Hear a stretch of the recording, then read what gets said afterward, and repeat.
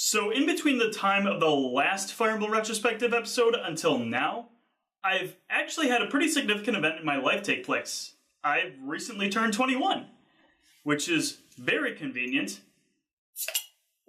because I'm going to need this.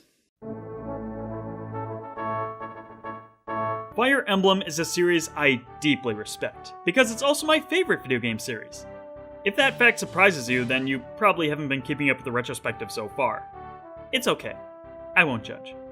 But the reason I love Fire Emblem so much is that, at least in my opinion, every game in the series is amazing. You could theoretically make a case on why any game in the series is the best one, and as long as your argument is at least somewhat thought out, people will probably be able to agree with you, or at the very least just see your side. But I say this as a bit of a disclaimer, because I've not been looking forward to this game in particular. Genealogy of the Holy War is my least favorite game in the Fire Emblem series. I have a few choice words to say in this game, and I'm sure I'm going to anger some people for it. Genealogy of the Holy War to many is one of, if not the best game in the Fire Emblem series. I just want to make it clear right now that this is all my opinion. You're absolutely allowed to like Genealogy, and I will ultimately not denounce the game or the fans simply because I think differently. Despite my own personal feelings towards this game, I will certainly acknowledge what I feel the strengths of it are. It's just that, when making videos for the retrospective, I want to acknowledge where I think the series has stepped forward as well as backward. But let's just get started with the next game on the list. This is Fire Emblem 4, Genealogy of the Holy War. Genealogy was put into production starting in 1994, following the release of Mystery of the Emblem. The primary goal for development was to create a far grander story than the team ever attempted before. Alongside this, a lot of changes were made to the gameplay, enough where this might not have been a Fire Emblem game at its early phases of development. It went under the title Holy Sword Emblem Kaiser before eventually reaching its current form, when it received its Fire Emblem title. Released on May 14th of 1996, Genealogy of the Holy War was a success, often credited as the best Fire Emblem, bar none. Does it really live up to such praise? Well, like any game in the series, there are some good parts as well as some bad parts. So let's take a look and go step by step to come to a conclusive answer. On the continent of Yggdrasil, holy wars are not an uncommon occurrence. Legends of the continent chronicle the radically religious Loptirian Empire, whose leader made a pact with a god that craves destruction. People fought back against the Loptir, but the Empire was too powerful, and common man was continually driven back. During the most dire moments of this war, the gods descended upon the last of the resistance, and blessed the soldiers with their blood. With powerful weapons in hand, these warriors became known in legends as the 12 Crusaders, driving back the Loptir into a state of near non-existence. Yggdrasil returned to peace and split off to found the various kingdoms that the continent knew to modern day, and the royals' holy blood being passed down to their descendants. About a century later is when the story of Genealogy of the Holy War officially begins. Much like our previous game, the story is separated into 2 books. Unlike Mystery of the Emblem that allowed access to both of Marth's adventures immediately, Genealogy's entire story takes place over the course of 20 years, and follows 2 characters, a knightly prince and his son. The first book follows Sigurd and his struggles. A war has broken out between the kingdoms of Grandvale and Isaac. Duke Byron of Calvi leaves his son Sigurd in charge of their province. Around this time, the western neighbors of Verdane come in and raid the territory of Ljungby and kidnaps Princess Idine. When Sigurd hears the news, he deploys some of his soldiers to make chase, reclaiming Ljungby and going to Verdane to teach the fools a lesson. It is also here where Sigurd meets Shannon, Prince of Isaac and heir to the throne of his country, who is on the run to escape the war. Sigurd fears that if Grandvale finds out about him, that he'll become a hostage or killed, so for his safety, takes him along. While in the area, Sigurd meets Deirdre, a maiden of the forest whom he eventually marries, as well as assist in even more countries with their political problems, and help balance the corrupt powers that be. Complications quickly begin to arise when Sigurd's father has become the key suspect in the murder of Prince Kurt, the son of Emperor Grandvale, and Sigurd's actions have unintentionally added fuel to the fire. Sigurd is not only seen as a crusader conspiring with his father to take over all of Yggdrasil, but is also accused of harboring Prince Shannon. Sigurd's later chapters involve him traveling across the continent to put an end to the conspiracy being drawn and search for his wife, Deirdre, after her unusual disappearance. The second book follows Sigurd's son, Seliph, who picks up the journey where his father left off. Around this time was when the cult of Loptir had become active once again, which were also events set up in Sigurd's story. Selif's journey sees him traveling on a campaign to drive back corrupt leader and cultists alike, and prevent the evil god Loptir to lay waste to the world. Fans cite this as one of the strongest stories of the series, and in some ways, I'm inclined to agree. It's also worth noting that this was the first game in the series where individual characters started to have more definable personalities. The support system later games in the series had wasn't quite developed yet, but early ideas for the system can be seen here, most notably among married couples and potential spouses. I don't recommend this being your first exposure to the story of any Fire Emblem game, but especially if you're a fan of the series, Genealogy is a story you need to experience at some point just for how brave it is. If this game were ever to be localized to the rest of the world, and assuming there isn't any censorship debacles, Fire Emblem Echoes the Yggdrasil Chronicles would likely receive an M rating by the ESRB, or equivalents to the rest of the world. Political conspiracy, murder, betrayal, and villains that just want to see the world burn aren't too foreign for the series. But additional elements that are present in this story include sexual affairs, suicides, sacrifices, child hunts, and incest. Yeah, that's right, I wasn't kidding about incest in the first episode. And guess what? It won't be the last time either! If other games have these darker elements, they usually tell it in a manner where you have to use your own imagination to fill in the blanks. But in this game, you're visibly shown children dying if you're not quick enough. These darker elements aren't really handled with grace, as Genealogy isn't commentating on those darker issues, rather it's just consequences of what happens because of the events of the story. This is just a very different narrative from any other story in the series, and I commend it. But while I am a bit salty when it comes to Genealogy, there's nothing that can make me deny how important of a game this was to the series. It introduces so many new concepts that bolster the strategic value, in an effort to make the gameplay far more compelling. This didn't want to just be a better version of the games that came before. Genealogy was a bold statement, saying that this is what Fire Emblem could be. But there's too much to talk about in terms of what Genealogy adds or changes for the series. And I'm afraid you might find my voice grating after hearing it for so long. For this reason, I brought on a very special guest to help you quickly be filled in on what is here. Ladies and gentlemen, my name is Deep Voice Chris, and I'm here to talk to you about all the new additions in Genealogy of the Holy War. So let's get cracking! To start off, this game had the first incarnation of the skill system. Each unit had their own set of skills that helped them in battle or on the field. This could range from blocking attacks, absorbing health, striking multiple times in one turn, or stealing gold. Speaking of, gold in previous games was pulled from a type of central bank whenever a unit needed to use the funding in shops. In this game, each unit carries their own sets of gold, which can be acquired in a variety of different ways. One way you might acquire gold in this game is through villages. In previous games, villages must have been visited by Marth in order to get the rewards. However, any unit can visit a village to collect information or obtain special items. Additionally, each unit could take a number of hits before they were completely destroyed. But if you made it to the village while it sustained minimal damage, you could reap higher rewards from the villagers. Forts are placed on the map. Capturing a fort will be your main objective of a chapter. To do this, you must defeat the enemy that is guarding it, and have Sigurd or Seliph come in to seize it. Be careful though. If an enemy is successful in reaching your main fort, it is game over for you. Your main fort is also the place where you can shelter and deploy all of your units. Unlike in every other Fire Emblem game, there is no limit on the number of soldiers that you can send out into battle. That's not the only thing forts were useful for, however. While in a fort, a unit could also take the opportunity to visit towns. Here's where you could repair weapons, deposit items into banks, purchase new gear, or even battle arenas for more gold and experience. Interestingly, if a unit fell during a battle in the arena, they would not be killed. However, HP would be reduced to 1. Forts were also used for another special purpose.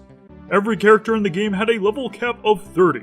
However, upon reaching level 20, a unit could promote into a more powerful unit. Genealogy was also the first game in the series to have the battle forecast pop up. Just before you engage the enemy, some windows appearing will tell you what the hit rates of each unit, their attack, defense, and hit points are. For you lovebirds out in the audience, this game was also the first in the series to feature the marriage system. When a mama unit and a daddy unit love each other very much, they would eventually get married, and even have children together. Their children would not be old enough to fight alongside their parents. However, they will grow up to serve Lord Seliph in his battles. Not to mention, if siblings or lovers fought next to each other, their critical chance would be enhanced. The marriage system was also very flexible, to the point where nearly any male and female units could marry, as long as they weren't siblings. And finally, the level up jingle was changed for this game. the same melody kept for every Fire Emblem game following Genealogy. Thanks, Deep Voice Chris. Your voice is just always so sexy. Not a problem, regular Chris.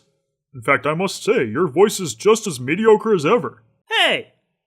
People who have played Genealogy may have noticed something that Deep Voice Chris didn't mention, because I wanted it for myself, but more accurately because it was the most important contribution from this game, the Weapons Triangle. The addition of the Weapons Triangle was so significant that it was brought back for every subsequent Fire Emblem game, and that includes spin-offs, with the only exception being Shadows of Valentia. Swords best axes, axes best lances, and lances best swords. A similar feature was also introduced for magic, but the Weapons Triangle isn't just some new feature here to make you think about another thing during battles. This changes everything. Upper hand units have increased accuracy and avoidance, while their opponent is penalized, which given the older game's RNG system, can save their lives. At least potentially. The kinds of questions that players need to ask when strategizing completely shift, requiring them to think more dynamically. Even if a unit's skill stat was screwed over during level ups or just naturally lower, there could be something for them to rely on when it comes to hitting enemies. So yes, Genealogy does a lot to really shake up the Fire Emblem formula established in 1 and 3, and some of you who have already played the later games of the series may have been able to pick up on some of the features that were introduced here. Chris, this has to be one of the best games in the Fire Emblem series. Well, I don't think so. There are 3 big complaints that I have with Genealogy that ruin this game for me. The first being that the class balance is poop. The types of classes that this game favors the most are Cavaliers and Pegasus Knights. If you're not a mounted unit, or according to my playstyle, not a Myrmidon, then you're not worth using. There is a certain group of people who swear by units like Arden, and that baffles me. You're telling me that there are people in the world with patience to raise Arden into a viable unit? You can't move for crap! The game even makes a joke about it in the first 10 minutes! The most common type of enemy units in this game are Cavaliers and Knights, which would be heaven for mages in any other Fire Emblem game. But it's not that great for them here. Those types of units have low resistance, but it's better just to have some with an Armor Slayer sweep the board. Some units I stopped using simply because they fell behind and it would have been a waste of time and experience to catch them back up. There's also another reason why mounted units have a distinct advantage in this game. They're extremely mobile. They can move great distances and even move the remainder of their range after taking an action. Cavaliers are so versatile you'd be foolish not to use them, but the movement range is really the key part to that, mostly due to the battlefield sizes in this game. The map design in Genealogy of the Holy War is atrocious. I said it. I'll give it one thing, the maps aren't as bland as Gaiden, but the maps in this game are huge and open. The biggest scope for other maps in the series might have been a castle or a battlefield in general. Every map in Genealogy takes place within the entirety of a kingdom. But rather than designing levels that would have just so happened to fit in an appropriate location, it feels like they designed the country layout first and then set it in a tactics game. Previously, enemies in the series were placed in patterns that would be fought naturally as the chapter progressed, allowing you to set forth the units that would be best for the situation. Genealogy just has chunks of the same copy-paste mook that don't feel any different to fight, making it seem like there's less variety than is actually present. The consequence of having chunks of the continent as battlefields is that the maps become too big. To capture a fort in this game would be the equivalent of one chapter in any other Fire Emblem game, yet Genealogy expects you to seize anywhere from 2 to 5 forts in a given mission. This makes Genealogy overwhelming and requires tons more commitment than any other game in the series. At times, too much commitment even for me. Here's the thing, Genealogy is only 13 chapters long, which sounds short, but if the first map of your strategy game takes an hour and a half to finish, and the later maps don't get any smaller, you probably went a little overboard with your map design. The average finishing time for nearly every chapter in the game took me roughly 3 to 4 hours. That's insane for a Fire Emblem chapter. You could complete 3 to 6 chapters in any other Fire Emblem game in the same time it would take you to complete 1 in Genealogy. Even if you've been playing Fire Emblem for years, Genealogy is going to take a lot of time and patience to get through. Thankfully, you can save at nearly any point in the game. Before you move any of your units in a turn, you can save a file right there. There's actually a neat feature where you can have an autosave going for another slot, so be sure to turn it on. If there's a set of really daunting enemies ahead, saving beforehand isn't a bad idea. But then again, where's the strategy in save scumming? In fact, take your time. Genealogy is a game where you really shouldn't take your gameplay sessions in chapter by chapter. Knowing when to take a break in this game will be your best friend in keeping the experience enjoyable. but it still makes it such a slog to play through when you start up the game again only to find out you're still in the same chapter you were last time. And you know what else pains me about this game? That my problems aren't only limited to scope. For all the great and amazing features that Genealogy introduced, there was one omission that baffles me. You cannot trade items from one unit to another in this game. Even gold is difficult to trade around unless you have a thief or your units are married. The closest alternative to trading is to sell your items at a pawn shop and have the person you want to carry that item purchase it. But if the item is super expensive or you were forced to pick it up by a person not ideal to carry that item because they just so happen to kill the dude or visit the right village, then tough shish, dude. I just don't understand why there isn't trading. Trading was a thing in the original versions of the first 3 games. Even Gaiden had trading. What's your deal, Genealogy? None of these problems sound like they're all that big of a deal as long as you know what you're doing, but I do think it's that big of a deal. Being able to use any class you want should be a great strength of any strategy game, but Genealogy is really restrictive. Not being able to trade items efficiently will either lead to non-optimal inventories or a shortage of gold in your army. And the maps are just too damn big with too many enemies that are a pain in the ass to deal with, especially if they have status condition staves like sleep. Man, do I freaking hate sleep in this game. The enemy has unlimited uses of it and it always has a 100% chance to hit, while your broke ass is carrying on a very non-durable restore staff.